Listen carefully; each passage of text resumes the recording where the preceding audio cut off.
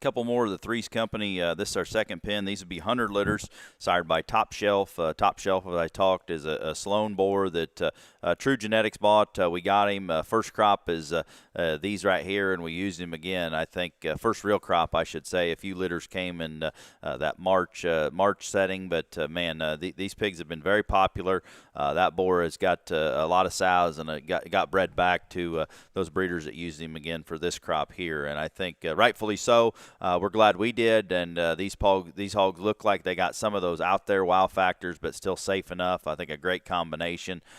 These 100 litters here, Threes Company hogs, I think are a little bit different. They're type and kinds, but I think a predictable kind of a pedigree. Classic move, Dirty Lovins. The sow line there goes back to that Dirty Lovin stuff, which a majority, if you can tell, on our offering here is the Threes Company. 90% of them go back to those grandma sows. There was 4 of them, and done a lot of good things for us. 100-3 is where we're going to start this painted up pig here.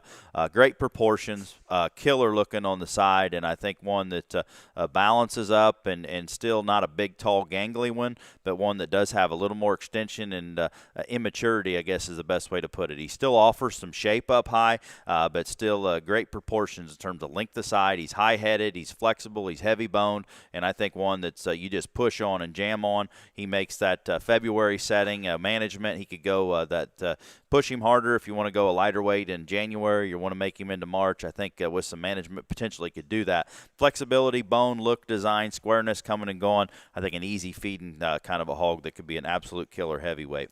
100-4 is the boar pig here that's going to be a really good kind of a stout-made kind of a barra that's heavy structured. He offers maybe a little more shortness to side comparative to his brother.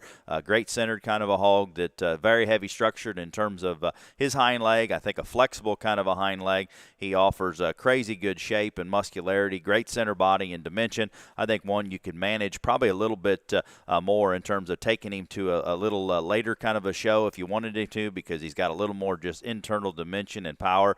I think he fits that February-March setting, and still a heavy structured kind of a hog, offers bone and feature with the extra kind of shape and center body. I think an easy feeding kind of a pig there in lot 16, 100-4.